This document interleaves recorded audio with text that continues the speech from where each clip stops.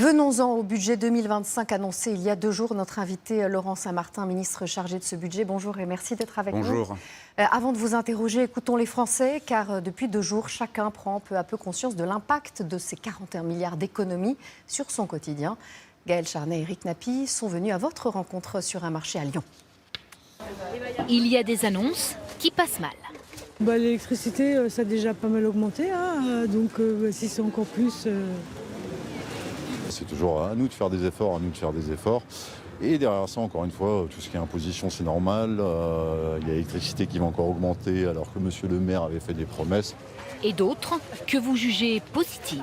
La hausse du SMIC, c'est pas si mal, en toute franchise. Il va y avoir les augmentations des impôts sur les 180 sociétés, je crois, à peu près. Là, ça va être concret. Réduire le déficit de l'État, un impératif pour beaucoup d'entre vous, quitte à reporter de 6 mois la revalorisation des pensions de retraite. Mais il faut faire ce qu'il faut, ma pauvre. Il n'y a pas d'autre solution. Quand on fait des économies, il faut faire ce qu'il faut. 6% de déficit, à un moment ou à un autre, il faut de toute façon trouver des solutions. La dette de la France est moins bien notée que celle de l'Espagne. Enfin, c'est quand même... on se croyait l'Espagne, oui, nous on est l'Europe du Nord, en fait on s'aperçoit qu'on est plutôt l'Europe du Sud.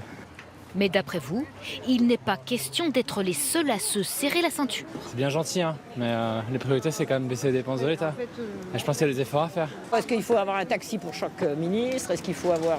c'est un peu dans ce domaine-là quand même aussi. Il faut peut-être changer un peu son train de vie. Que va faire l'État pour le réduire? Les Français attendent des réponses.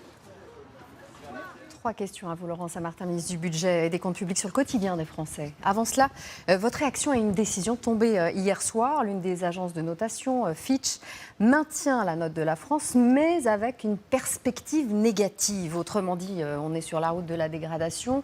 Elle ne croit pas aux 5% de déficit en 2025.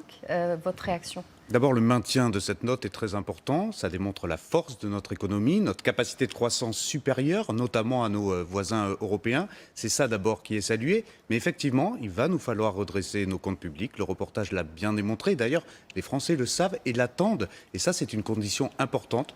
Pourquoi ? Pour être tout simplement en capacité à protéger à nouveau nos concitoyens si de nouvelles crises venaient à advenir.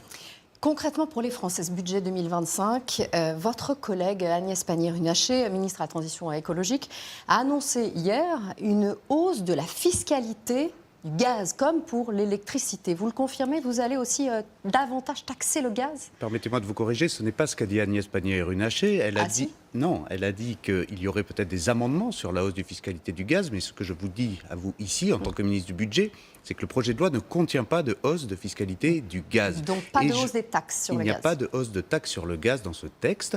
Et je voudrais aussi préciser parfois quelque chose qui peut être mal compris, je l'entends volontiers.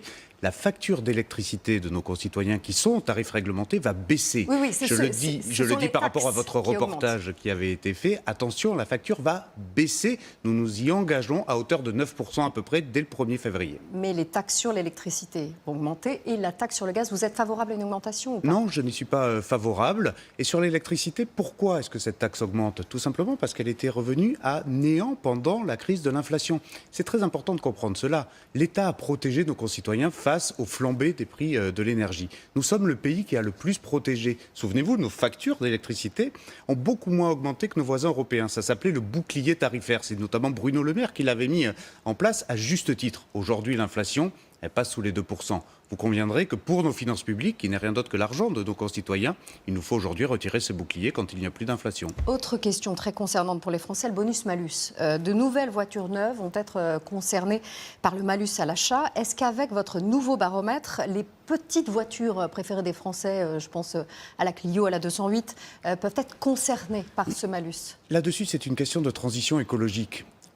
On a dit avec le Premier ministre que nous ne sacrifierons pas la dette écologique sur l'autel de la dette financière. Donc il y aura effectivement plus de malus pour les véhicules thermiques, ceux qui polluent davantage. Donc pour les petites voitures, mais nous continuerons à inciter à l'achat des véhicules propres, effectivement. Vous verrez les barèmes, notamment dans le débat parlementaire. Vous savez, là-dessus, moi, je suis très ouvert. Si les parlementaires considèrent qu'il faut bouger les niveaux de malus et les niveaux de bonus, évidemment, c'est le Parlement souverain qui en décidera. En tout cas, mais si nous voulons aller plus loin. La Clio, la 208 seront taxées. Les voitures électriques coûtent cher et les autres sont taxées. Oui, nous voulons effectivement assumer d'aller plus loin dans la transition vers les véhicules propres.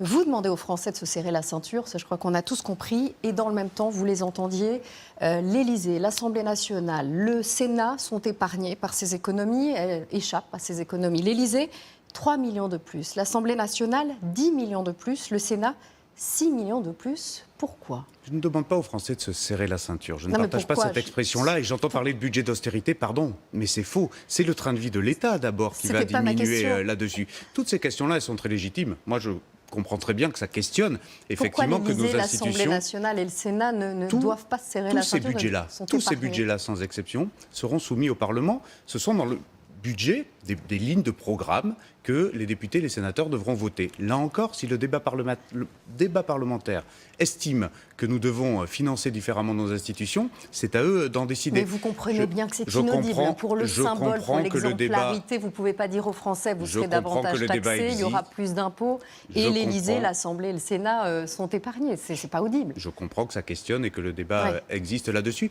Après, les Français ont aussi besoin d'institutions solides, ont aussi besoin de représentants qui puissent justement bien faire leur travail. Et si, encore une fois, le Parlement en décide autrement, il est souverain. Merci beaucoup, Monsieur le Ministre.